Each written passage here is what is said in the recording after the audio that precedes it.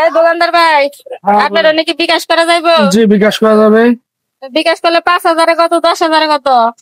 5,100, 10,200। 10,000-এ 200। তাহলে ভাই আমি একটু নাম্বার দিতেছি, বুঝছেন? এই নাম্বারে আমারে 10,000 টাকা বিকাশ করে দেন। দেন, নাম্বার দেন। এই যে মনে করেন, এই যে এই নাম্বারটা তুলেন। এই নাম্বারে? হ্যাঁ, এই নাম্বারে 10,000 টাকা পাঠা দেন।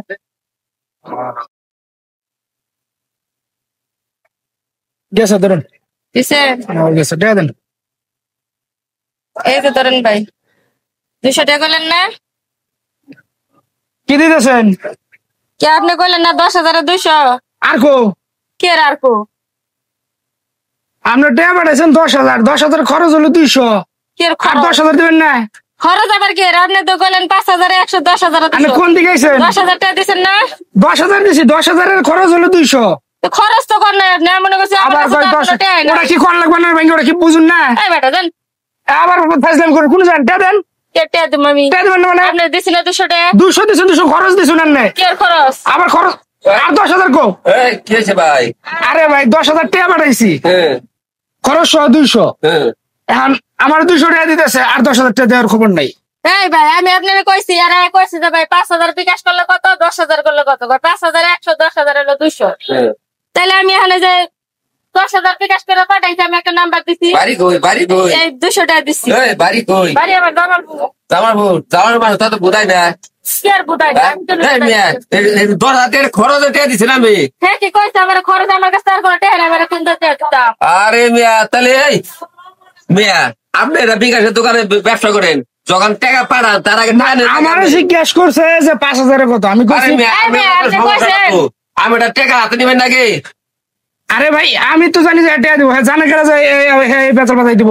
এই করেন, দেন, দেন, আমার কাছে কোনো টাকা নাই, পয়সা কত দেন, আমার কত? কারে টাকা দিচ্ছিলাম আমি বাড়তে পাঠাচ্ছি টাকা। বেকার নেন, হ্যাঁ, বেকার দেন। আমার টাকা। এই মিয়া, যাবেন না, টাকা দেন, বেচারা কি হবো? কি হবে আমি জানি। আপনি টাকা দিতে যান। আমি আমি ভাই কিছু বলছি না, আমি টাকা নেন। এই যে যাবেন না, খান টাকা দিতে যান। কে টাকা দিব আমি? টাকা দিবেন না? আরে আমি দিছি না। আপনি 10,000 পাঠাইছেন, এটা খরচ দিছেন, আর টাকা দিবেন না? খরচ তো দিছি, বুঝলাম না, আমার কাছে টাকা নাই। আমি এটা আন কোন তুমি আমার ব্যাগ চেক করে না, আমার কাছে একটাও নাই। খেতে আরে টাকা বেকার আনবে গো, টাকা পাঠা দিবেন কোন? তা আপনি আগে ভালো করে কইলেন না, কে দুষ্কে আমার দুষ্ট আপনার। আরে ভাই, আপনি তো সমস্যা করছেন, তাহলে এই কথা কইছেন কি আপনি? এনে এনে কাটুস আপনি ঘর, আপনি বিচার করবেন আসছেন। আচ্ছা, হি তো ভাই ঠিক আছে, দোকানে টাকাটা থাকলে দিয়ে দেন। আচ্ছা ভাই, টাকাটা আমার কাছে নাই, আমি বাসার থেকে আইনে আপনি দিয়ে যাবো, হয়েছে? দিবেন তো? আচ্ছা, ঠিক আছে। আচ্ছা, আর এই এই ধরনের বোকামি কাজ করবেন না কোনো সময়, বুঝছেন? আচ্ছা, তো ভিডিওটা আমরা বানাইলাম এই কারণে, সবাইকে সচেতন করার জন্য। অনেক সময় আছে অনেক চালাক মানুষ হোক বা বোধাই মানুষই হোক, এরা কিন্তু দোকানে আসে দোকানদারের ঠকানোর জন্য হোক আর যেভাবে হোক এরকম কাজ করে। তো যারা বিকাশের দোকানদার আছেন তাদেরকে বলতেছি, আপনারা বিকাশ করার আগে টাকাটা আগে হাতে নিয়ে নিবেন, আগে ভালো করে কাস্টমারে বুঝাবেন, কিংবা টাকাটা হাতে নিবেন, তারপরে বিকাশ করবেন। এই যে বিকাশ করে বোধাই হয়ে গেছে, যদি আমার টাকা না দেয়, চিল্লা পাল্লা করলে কি কাজ হইব না। তো সবাই সচেতন থাকবেন আর ভিডিওটা বেশি বেশি শেয়ার করে দেবেন।